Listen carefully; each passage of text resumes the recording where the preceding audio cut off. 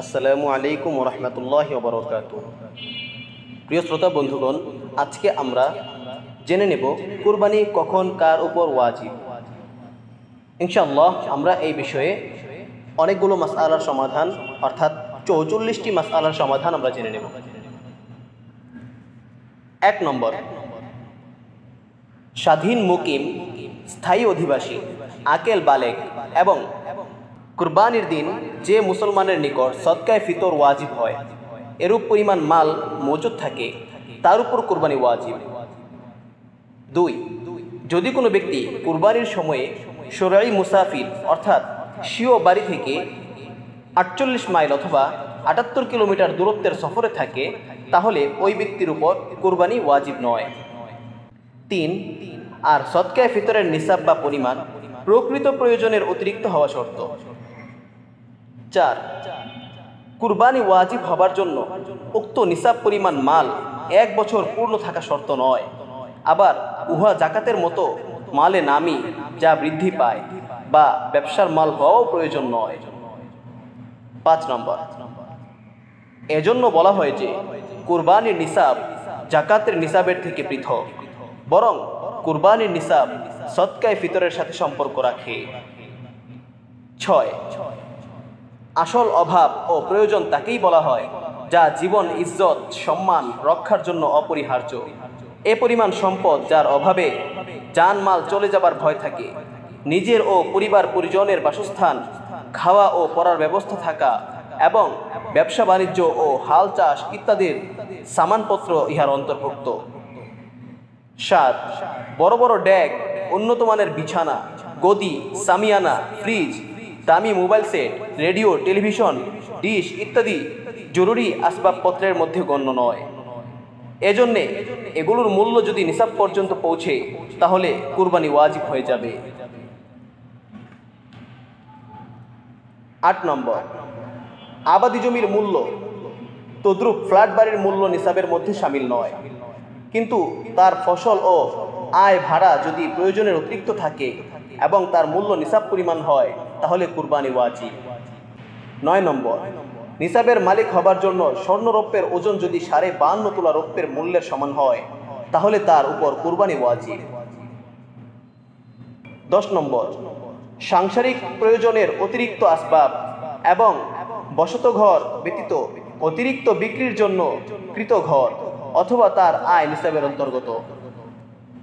11 নম্বর, স্ত্রী লোকে যদি নিসাব পরিমাণ নিজস্ব মাল বা গয়নাপত্র থাকে, তাহলে তার উপরও কুরবানি ওয়াজিব।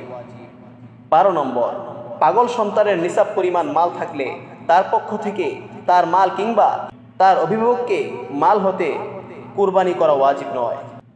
13 নম্বর, গরিব ব্যক্তি যদি কুরবানির দিনগুলোর মধ্যে কুরবানির নিয়তে কোনো জন্তু ক্রয় করে, তাহলে তার উপর কুরবানি ওয়াজিব হয়ে যাবে, কেননা তার ক্রয় করাটাই মান্নতের পর্যায়ে পড়ে, যা আদায় করা ওয়াজিব।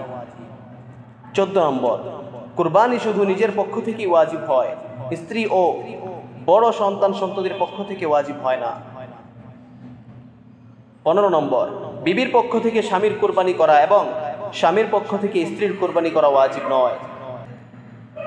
16 নম্বর, হ্যাঁ, যদি অনুমতি নিয়ে একে অপরের কুরবানি করে, তাহলে ওয়াজিব আদায় হয়ে যাবে। 17 নম্বর, কাবিননামা স্ত্রীর পক্ষ থেকে কুরবানি করার ওয়াদা করলে ওয়াদা অনুযায়ী কুরবানি করতে হবে, না করলে ওয়াদা খেলাফির গুনাহ হবে। 18 নম্বর, যদি কোনো লোকের 10টি ছেলে সকলেই একত্রে থাকে, তাহলে শুধু পিতার উপরেই কুরবানি ওয়াজিব হবে, আর যদি ছেলেরা নিসাবের মালিক হয়, তাহলে তাদের কুরবানি পিতার উপর ওয়াজিব হবে না। 19 নম্বর, মিরাসি সম্পত্তি এখনো বন্টন করেনি, এমতাবস্থায় সকলের পক্ষ থেকে একটি কুরবানি যথেষ্ট নয়, বরং যাদের উপর কুরবানি ওয়াজিব হয়েছে তাদের প্রত্যেকের পক্ষ থেকে পৃথক কুরবানি দেওয়া ওয়াজিব। 20 নম্বর, ঋণ গ্রহণ করে কুরবানি করা উত্তম নয়, কিন্তু কেউ করলে জায়েজ হবে এবং সওয়াবও পাবে, তবে তাকে ঋণ পরিশোধ করার ফিকর করতে হবে। 21 নম্বর, মাদ্রাসার ছাত্রদের জন্য নফল কুরবানি করার চেয়ে দ্বীনি কিতাব ক্রয় করা উত্তম। 22 নম্বর, সুদী ব্যাংক বা লাইফ ইন্স্যুরেন্স কোম্পানিতে চাকরি করা হারাম, এর বিনিময়ে প্রাপ্ত অর্থ হারাম, এ ধরনের চাকুরি যারা করে তাদের জন্য হালাল ব্যবস্থা গ্রহণের নির্দেশ এসেছে এবং সেই ব্যবস্থা হওয়া পর্যন্ত ইস্তেগফারের সাথে এই চাকুরির অনুমতি দেওয়া হয়েছে, যাতে করে তারা মারাত্মক কোনো সমস্যায় না পড়ে। সুতরাং উক্ত চাকুরির অর্থ দ্বারা যারা কুরবানি করেন তাদের সাথে অন্যদের শরিক হওয়ার অনুমতি নেই। 23 নম্বর, ব্যাংকে বা ইন্স্যুরেন্সে চাকুরিজীবীদের যদি উপার্জনের অন্য কোনো হালাল মাধ্যম থাকে আর হালাল টাকা দিয়ে শরিক হয় তাহলে তার সাথে কুরবানি দেওয়া যাবে। 24 নম্বর, কেউ যদি লোনের টাকা দিয়ে গাভী ক্রয় করে এবং সেই গাভী থেকে বাচ্চা হয় তাহলে তা দিয়ে কুরবানি করা জায়েজ আছে। 25 নম্বর, যদি কোনো বালেগ সন্তান নিসাবওয়ালা হয় তাহলে তার উপর ভিন্নভাবে কুরবানি করা ওয়াজিব। 26 নম্বর, কোনো স্থানে মানুষ 1 বছর নিজের নামে, 1 বছর ছেলের নামে আর 1 বছর নিজের স্ত্রীর নামে কুরবানি করে, অর্থাৎ প্রতি বছর নাম পরিবর্তন করতে থাকে।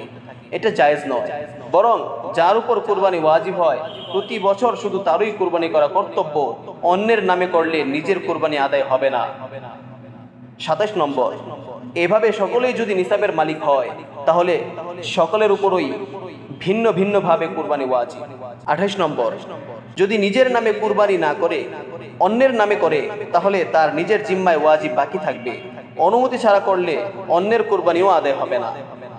29 নম্বর, যদি কোনো মহিলার উসুলকৃত মোহর বা অন্যান্য মাল নিসাব পরিমাণ হয় তাহলে তার উপর কুরবানি ওয়াজিব। 30 নম্বর, পিতার জীবদ্দশায় ছেলেরা যদি একই সাথে কারবার করে তাহলে তাদের সকলের মালকে বন্টন করে যদি প্রত্যেকের ভাগে নিসাব পরিমাণ সম্পদ হয় তাহলে প্রত্যেক আকেল বালেগ ছেলের উপর পৃথকভাবে কুরবানি করা ওয়াজিব। 31 নম্বর, যদি এক ভাইয়ের নামে কুরবানি করা হয় তাহলে বাকি ভাইদের জিম্মা থেকে কুরবানি আদায় হবে না, বরং তাদের দায়িত্বে কুরবানি বাকি থেকে যাবে।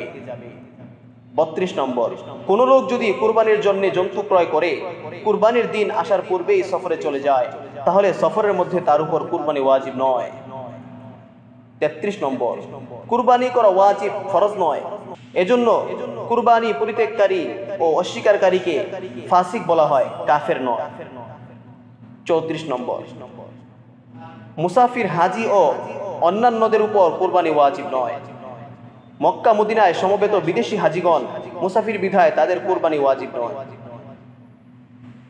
35 নম্বর, বিশুদ্ধ মতানুসারে ছোট ছেলে মেয়েদের পক্ষ থেকে কুরবানি করা ওয়াজিব নয়, কেননা ইমাম মুহাম্মদ রাহিমাহুল্লাহ এর জাহিরি রওয়ায়াত অনুসারে কুরবানি ওয়াজিব হওয়ার জন্য আকেল বালেগ হওয়া শর্ত। 36 নম্বর, এর কারণে যে সব সময় পাগল থাকে তার উপর কুরবানি ওয়াজিব নয়, কিন্তু যে ব্যক্তি কখনো পাগল হয় আবার কখনো ভালো হয়ে থাকে, যদি সে নিসাবের মালিক হয় তাহলে তার উপর কুরবানি ওয়াজিব। এভাবে যে ব্যক্তি কুরবানির দিনসমূহের মধ্যে মারা যায় তার সম্পর্কে ইমামগণের মাঝে মতবিরোধ রয়েছে। 37 নম্বর, কুরবানির জন্য ক্রয় করা হয়েছে কিন্তু কুরবানির পূর্বেই জন্তুটি মারা গেল, যদি ক্রেতা ধনী হয় তাহলে আরও একটি জন্তু খরিদ করে কুরবানি দেওয়া জরুরি, আর যদি সে গরিব হয় তাহলে জরুরি নয়। 38 নম্বর, যদি ব্যবসার সম্পদ হয় বা পার্টনারশিপ ব্যবসার মাল এমন ব্যক্তির নিকট রয়েছে যে ব্যক্তি অনুপস্থিত, এমন অবস্থায় মালিকের নিকট যদি প্রয়োজনের অতিরিক্ত কোনো আসবাব থাকে যা বিক্রয় করে কুরবানি করা যায় তাহলে তার উপরও কুরবানি করা ওয়াজিব, অন্যথায় ওয়াজিব নয়। 39 নম্বর, কুরবানির হুকুম আসার পর আতিরাহ এবং ফারা এর হুকুম রহিত হয়ে গিয়েছে। জাহিলিয়াতের যুগে রজব মাসের জন্তু বলি দেওয়াকে আতিরাহ বলা হতো এবং ওই বাচ্চা যা মাদি জানোয়ার থেকে প্রথমে জন্ম হয় ওটাকে প্রতিমার নামে জবাই করা হতো, তাকে ফারাহ বলা হতো। 40 নম্বর, নিসাবওয়ালা ব্যক্তির মাল যদি কোম্পানির অথবা শরিকদারের নিকট থাকে এবং তার থেকে নেওয়া অসম্ভব হয় তাহলে তার নিকট যদি কোনো বিক্রয়যোগ্য মাল থাকে যা প্রয়োজনের অতিরিক্ত তবে তা বিক্রয় করে কুরবানি দেওয়া ওয়াজিব। 41 নম্বর, নিসাবের মালিক যদি বকরা ঈদের পূর্বে কুরবানি করার মান্যত করে তাহলে তার উপর দুটি কুরবানি করা ওয়াজিব, একটি নজর বা মান্যতের, দ্বিতীয়টি নিসাবের। 42 নম্বর, কিন্তু হ্যাঁ, যদি সে এ মান্যত কুরবানির দিনের মধ্যে তার কুরবানি করার আগেই করে ফেলে আর এ দ্বারা সে তার কুরবানির ঘোষণা দেওয়া উদ্দেশ্য হয় তাহলে একটা কুরবানি যথেষ্ট, আর যদি এরূপ না হয় তাহলে দুটিই জরুরি। 43 নম্বর, কোনো গরিব ব্যক্তি যদি নিজের পক্ষ থেকে কুরবানি না করে কোনো মৃত ব্যক্তির পক্ষ থেকে করে তাও জায়েজ। 44 নম্বর, কিন্তু জায়েজ হবার শরত হলো যদি কোনো ক্ষুধার্ত ব্যক্তি নিজে খানা না খেয়ে ধৈর্য ধরে এবং তার খাদ্য অপরকে দিয়ে দেয়, তাহলে এটা যেমন জায়েজ, এরূপ মৃতের পক্ষ থেকে কুরবানিও জায়েজ। যদি ওই ব্যক্তি ওসিয়ত না করে যায়, তাহলে এই কুরবানি জীবিত ব্যক্তির পক্ষ থেকেই আদায় হবে, সব মৃতেরও হবে। আল্লাহ তাআলা আমাদেরকে বিষয়গুলো বোঝার তৌফিক দান করুন এবং এই জাতীয় আরও নতুন নতুন মাসআলা পেতে আমাদের চ্যানেলটি সাবস্ক্রাইব করে রাখুন। আল্লাহ তাআলা আমাদেরকে কুরবানির সংক্রান্ত সকল মাসআলা ভালোভাবে জেনে বুঝে তারপর আমাদের সামর্থ্যের মধ্যে যদি থাকে তাহলে কুরবানি করার তৌফিক দান করুন। আসসালামু আলাইকুম ওয়া রাহমাতুল্লাহি ওয়া বারাকাতুহু।